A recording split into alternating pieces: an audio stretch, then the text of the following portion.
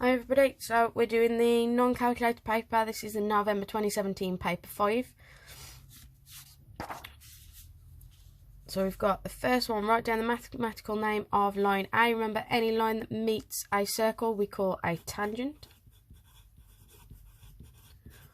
And the shaded region, be careful not to mix these two up. When it's cut out like this, it's a segment.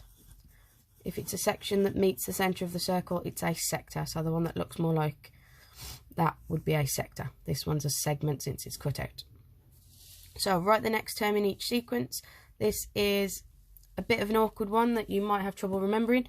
But it's if you add these two together, you get this one. Add these two, you get this one, and so on. So we've got 5 add 8 gives us 13. This one, you can see that to get from 2 to 4, we've doubled it. 4 to 8, you've doubled it again. So we're timesing by 2 every time.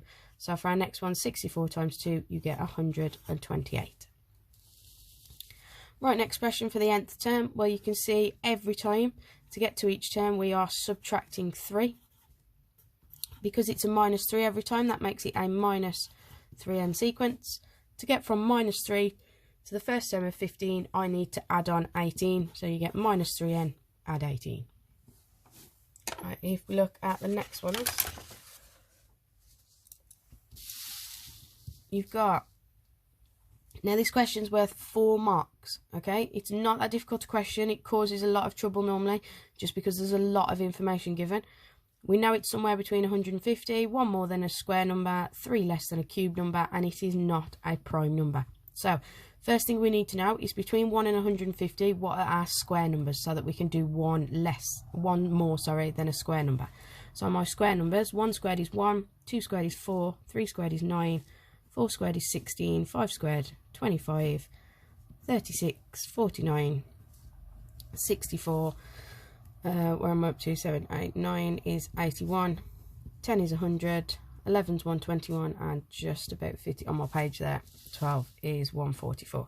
So if I've got one more than a square number, what I'm looking at is 2, 5, 10, 17, 26, 37, 50, 65, 82, 101, 122, or 145. So I can basically ignore that line that I've got there now. I'm just looking at the line underneath. So that's our first bullet point. Second bullet point, it's 3 less than a cube number. Now remember, we've said before, you only need your cube numbers. Up to 5 cubed is what you'd be expected to know without a calculator. So 1 cubed is 1 times 1 times 1, which is 1. 2 cubed, or 2 times 2 times 2 again, gets us to 8. 3 cubed, 3 times 3 times 3 is 27. 4 cubed is 64. 5 cubed is 125. And you don't need to know above that because, like I say, they do get really big. Our second bullet point says it's 3 less than a cube number. So 1 minus 3 is minus 2. 8 minus 3 is 5. 27 minus 3 is 24.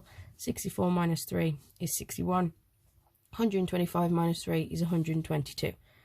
So that means if I match up my 2 bullet pointed lines, numbers that I've got in both at the minute is 5 and 122. So I know my answer is one of these two. And it says, last bullet point, it is not a prime number. Well, 5 is a prime number. 122 is even, so I know it's not prime. So my answer is 122. Okay, so it's not a difficult question, but it is one that takes just a little bit of workings to get there. But it is worth 4 marks, so make sure you're giving it a go. Right, factorising. Now this, when you've got a square number, subtract another square number. It's called the difference of 2 squares. Okay, so difference of 2 squares means that you do the first number and the second number in 2 brackets, and you just have to do one with a plus and one with a minus. Okay, difference of 2 squares. The reason for that is when you expand it using FOIL or grid, what you end up with is minus 43x and 43x in the middle, so they cancel each other out and you're just left with these 2 times together at the end. So it's a quadratic with the middle term cancelled out. So you can use that same idea on this next one. Calculate 57 squared minus 43 squared. Well, if you think about your 57 as your x term, I can rewrite this as 57 add 43 and 57 minus 43. That way, I don't need any calculators. 57 add 43 gets me to 100. 57 minus 43 gets me to 14. So I'm just doing 100 times 14. Well, that is 1,400. Hopefully that made sense. If we look at the next one, and I'm not sure if I fit all of this on the screen, but we'll see. We've got draw the image of triangle A, so that's this one, after a reflection in the line y equals minus 1. Now remember, the line y equals minus 1 means that you look down the y-axis for minus 1, and my line of reflection is going to be a perfectly horizontal line that goes through minus 1. So first of all, that's my line of reflection. Okay, and we just want to reflect in that line. Just be very careful not to get tripped up by that line being there. But we've got 2 squares away, so it's going to finish 2 squares away. You've got 2 again, so it's 2 again. And then the top one is 1, 2, 3, 4, 5 away. So 1, 2, 3, 4, 5 away. And it just about fits on the grid that they gave us.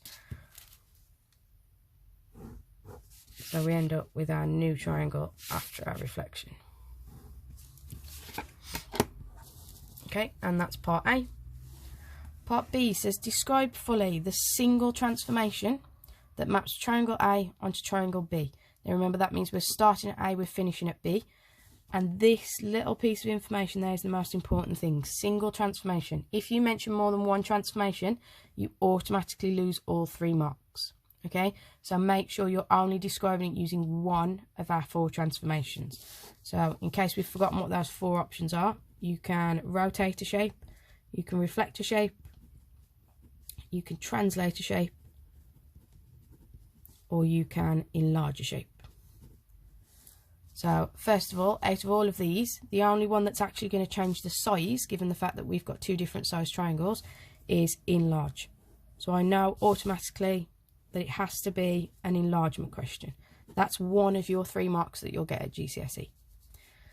You've then got, we need to know the scale factor, where we're going from A to B. So it's starting at 2 squares wide, it's finishing at 1 square wide. So my scale factor, or SF, is a half, because I've now got half the size in terms of my lengths on my triangle. You've then got, last piece of information you need is your centre. Okay, so that's the point from which we are enlarging our shape. So what you want to do is you want to join up the same corners on each shape. So if I join up these 2 and extend your line across the page, so I can join up these and extend it across the page. I can do the same from these ones and again extend it across the page. Always worth doing a 3rd one just in case you've messed up somewhere, but if you do the 3rd point all the way through, you can see all 3 points cross over at this coordinate. That is my centre of enlargement. So in this case, that is 5, 7 as my centre of enlargement. Okay, and that's your 3 marks. You've mentioned which transformation, you've given a scale factor, and you've given a centre. Right, complete this statement. A rotation of 180 degrees around 0, 0 has the same effect as an enlargement by scale factor what with centre of enlargement what? Well, if you rotated this shape, for example, around 0, 0, and you guys could use tracing paper, you'd end up with this